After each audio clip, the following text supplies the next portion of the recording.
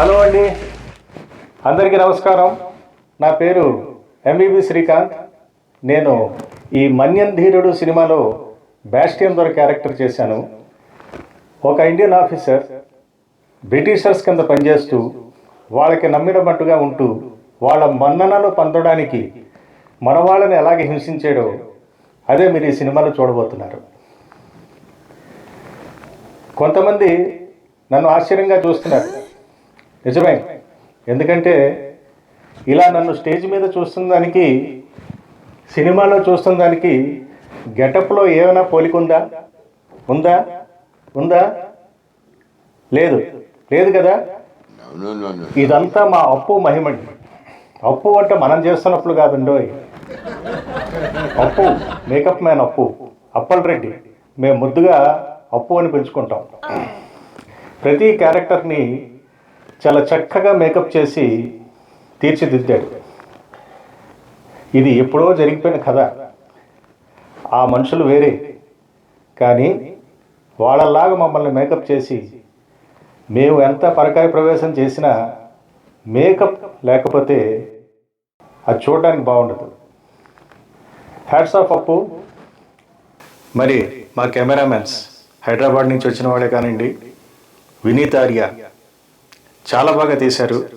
ఈ సినిమాకి మంచి ఫోటోగ్రఫీ అందించారు. ఇక్కడ ఒక విషయం మీకు చెప్పాలి. అదేంటంటే బ్రిటిష్ మేకప్ వేసుకొని కెమెరా ముందుకు వచ్చిన మొదటి క్యారెక్టర్ నేనే.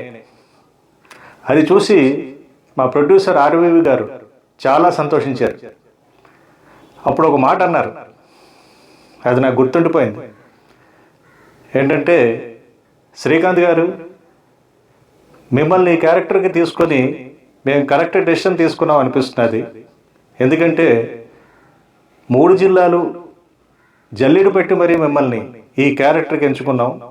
మీరు చక్కగా న్యాయం చేస్తున్నారు, బ్రిటిషర్గా షూట్ అయ్యారు అని చెప్పి అనడంతో నాకు ఆ మూమెంట్లో చాలా ఆనందం అనిపించింది. ఇక షూటింగ్ చూడడానికి వచ్చిన జనం కూడా నన్ను చూసి, అచ్చు బ్రిటిష్ దొరబాబులాగా ఉన్నారండి మీరు, ఆ క్యారెక్టర్ సరిగ్గా సరిపోయారు అని చెప్పి అంటుంటే చాలా సంతోషం అనిపించింది. ఒక మహనీయుడు, స్వాతంత్ర సమరయోధుడు శ్రీ అల్లూరి సీతారామరాజు గారి జీవిత చరిత్ర సినిమాలో నాకు నటించడానికి అవకాశం వచ్చినందుకు నేను చాలా గర్వపడుతున్నాను.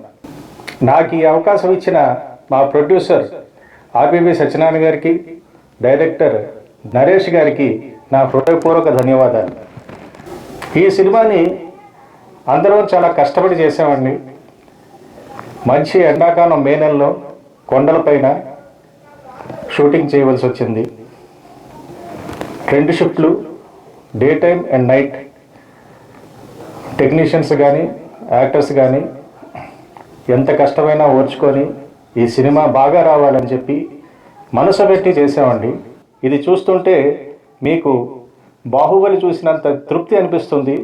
ఎందుకంటే హై టెక్నికల్ వాల్యూస్తో తీసిన సినిమా ఇది.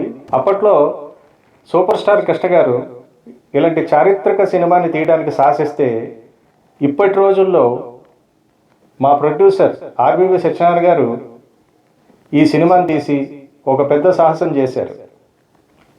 కనుక మీరందరూ సినిమా హాల్స్కి వెళ్ళి చక్కగా కుటుంబ సమేతంగా ఈ సినిమాని చూసి ఆనందిస్తారని కోరుకుంటూ నేను సెలవు తీసుకుంటున్నాను.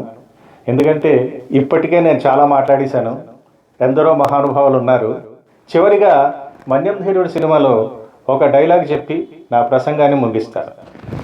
సాయంకాలానికల్లా ఈ రోడ్డు వేసే పని పూర్తి కావాలా, లేదంటే మీ పనులు పూర్తి అయిపోతాయి.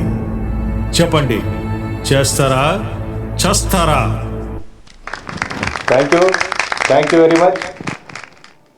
ఇప్పుడు ఫైనల్గా మన్యం ధీరుడు సినిమాలో కొన్ని షూటింగ్ పిక్స్ మీకోసం. Thank you.